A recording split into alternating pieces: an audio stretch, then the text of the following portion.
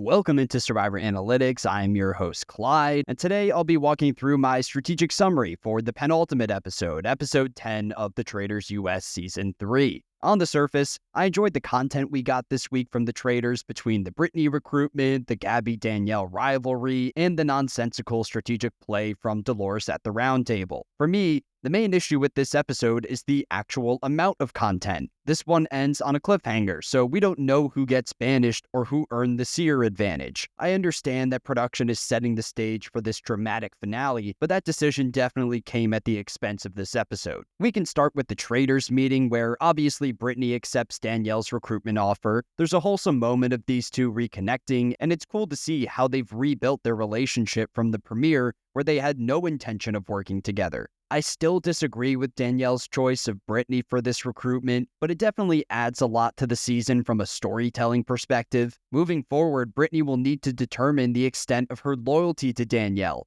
They just spent the last 10 episodes fixing the foundation of their friendship, so what does that mean for their games as traitors? Is Brittany willing to put herself on the line in order to help Danielle advance in the game? We won't fully know the answer to that question until next week. Brittany and Danielle meet up in the turret where, for the first time all season, we see a cohesive Traitors unit. They bounce different strategic ideas off each other, which was really refreshing for me after 9 episodes of just chaotic murder decisions. Danielle and Brittany correctly recognize that they have the trust of Dylan and Dolores, which leaves just 3 players on the chopping block. First up, there's Ivor, who I expected to be the target here. Ivor remains by far the most under-edited contestant in the game. On top of that, he's dead set on voting against Danielle at the next roundtable. The only strategic benefit of keeping Ivor in the game is his general lack of social connections. I don't see anyone wanting to ride with Ivor to the end, so he's not really a long-term threat.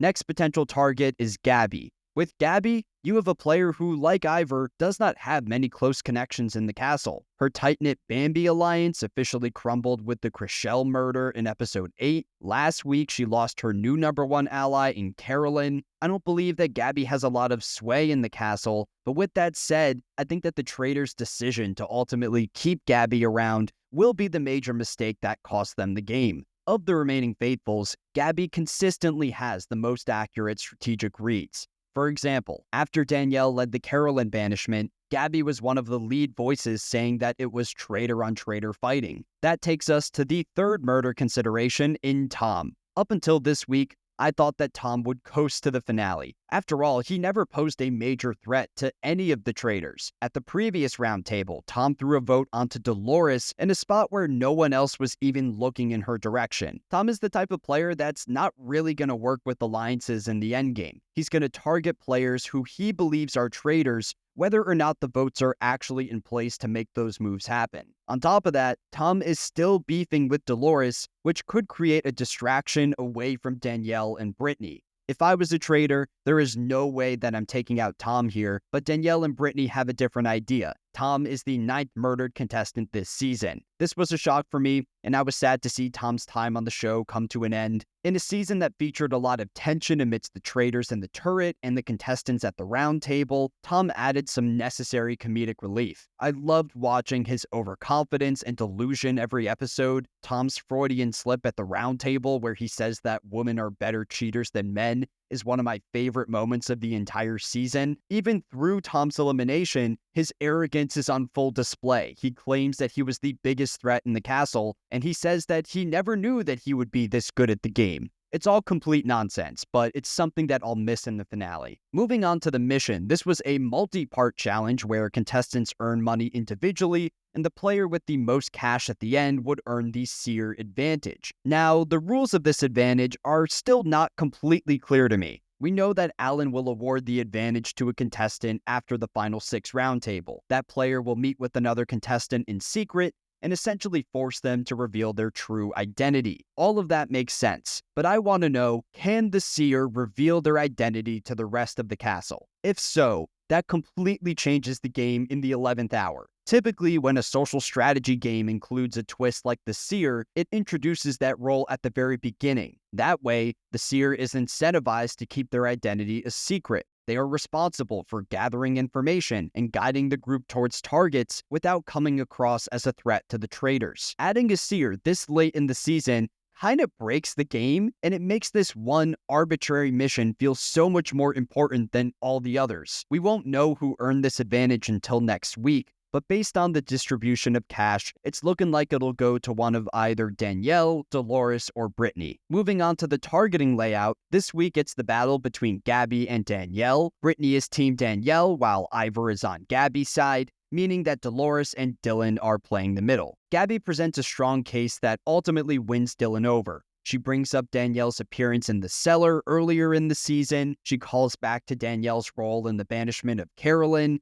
and she emphasizes the timely murder of Jeremy, which came immediately after he targeted Danielle. Dylan also brings up a good point that Danielle has 2 locked votes on her side in Dolores and Brittany, so if she survives this roundtable, she has a clear path to the end. Meanwhile, Danielle's argument against Gabby is not as strong. She calls Gabby the unsuspecting girl next door, and she questions how Gabby has survived for so long, even after losing all of her original friends from the Bambi Alliance. Going into the roundtable, I was expecting a 3-3 tie between Danielle and Gabby. That entire plan flips upside down when Dolores decides to do her own thing and target Ivor instead. This is classic Dolores. Another read with no real evidence behind it. She says that Bob the Drag Queen voted against Ivor at 2 roundtables, so if Bob was set on knocking out the other traitors, then that could create suspicion around Ivor. I don't buy this theory at all, and I don't think that it resonated with the rest of the cast either. In the end, we see Brittany and Danielle elect to flip their votes onto Ivor more as a move of self-preservation.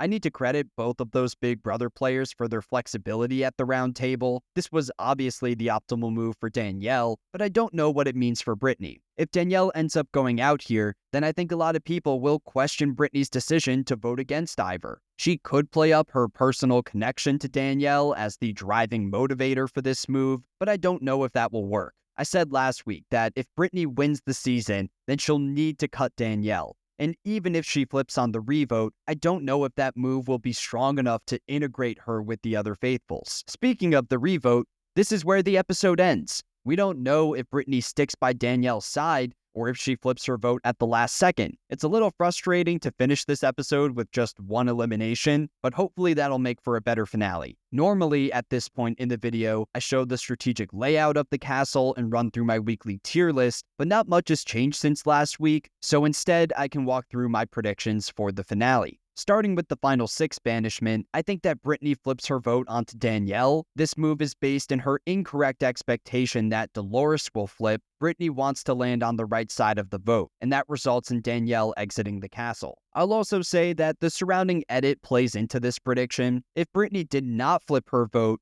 then I bet the producers would end the episode on a different cliffhanger. Alan said that in the event of a tie on the revote, the elimination is determined by a game of chance, which feels like a more suspenseful endpoint for the episode. After the Danielle banishment, I got Brittany winning the power of the seer. She was tied with Dolores for the most money going into the 3rd section of the mission, and I have more confidence in Brittany winning that final physical challenge. She then uses that power on Dylan, confirming his identity as a faithful. Through this move, Brittany locks down her alliance with Dolores and Dylan, and together they follow Dolores' lead at the round table in voting out Ivor. You then get to the final 4, where Gabby's back is against the wall. Even with the deck stacked against her, she's able to convince Dylan that Brittany is a traitor, and Dylan pulls Dolores into the mix. Then at final 3, Gabby and Dylan realize that Dolores has not followed a consistent strategy all season. It makes them question her role in the game, and they elect to make the safe move in voting her out. This means that Dylan and Gabby are your winners for the Traitors US Season 3. They've been at the top of my tier list for a couple weeks, and with Danielle likely going out at final 6, I'm feeling even more confident in their winning chances. So that's everything I got for this week. Bit of a shorter video given the cliffhanger ending, but come back next week for my in-depth analysis of the finale. Thank you for watching.